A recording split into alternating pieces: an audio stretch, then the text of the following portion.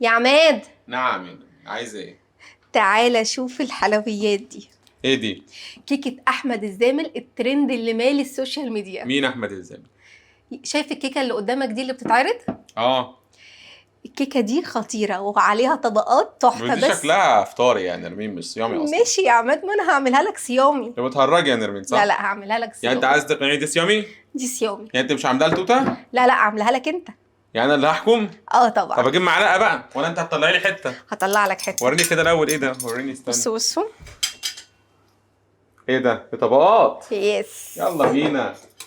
يلا بينا. عايزين تشوفوا الطريقة؟ روحوا بقى عند قناة نرمين صبري. عيسى الوزان مازال مسيطر على تفكيري لغايه دلوقتي. يلا بينا. يلا بصراحه انا بحبها منه قوي. بصوا بقى، هي لسه المفروض ايه؟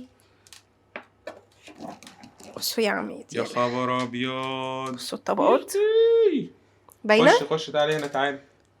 شايفين؟ طبعا تحفة. اللي بيقع ده ايه ده اصلا يا نرمين؟ ده رز، شكله رز. فاكر الرز المقرمش اللي احنا عملناه بتاع ترند بلبن. بتاع ترند بلبن؟ اللي مرمطنا شويه ده. ايوه هو ده. بصوا شكلها تحفه بجد، يعني حاجه كده سبيشال. انا مش جاي قلب ادوقها الصراحه. انت بطنك وجعك. انا حاسس ان انت تعباكي، يعني تعبت فيها جامد قوي عشان ادوقها في الاخر. يخرب بيتك دي دايبه. طب ايه، اما نشوف. الطبقه اللي من فوق دي خيال. بصوا، قولي ايه رايك في الكيكه الصيامي دي؟ لا دي مش صيامي اكيد. صيامي. انا عارفك ان انت عاملاها صيامي، بس هي طعمها حلو جدا. صيامي.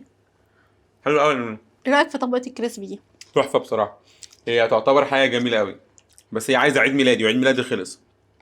اعتبرها بقى عيد جوازنا اللي جاي في اسبوع الالام. يا دي اليوم. انت لازم تفتكري حاجه مش كويسه في الفيديو، لازم. أصل اعمل ايه؟ احنا متجوزين يوم 17/4، و17/4 ده جاي يوم الجمعه العظيمه تقريبا، صح؟ خمس رعب. طيب فرقتش كتير. فاحنا هنقضي عيد جوازنا نتألم. وريني. بس بصوا بامانه شكلها حلو قوي. ولا انا عارف ان شكلها حلو، طعمها جميل قوي. عايزانا نقيمها؟ قيمة كام؟ صراحه دي ما تتقيمش اقل من 9.5 يا نرمين، يعني امتياز. لو حابين تشوفوا ازاي نرمين عملت الكيكه بتاعت احمد الزامل بالتفصيل الممل، هتلاقوا الفيديو موجود على قناتها نرمين صبري.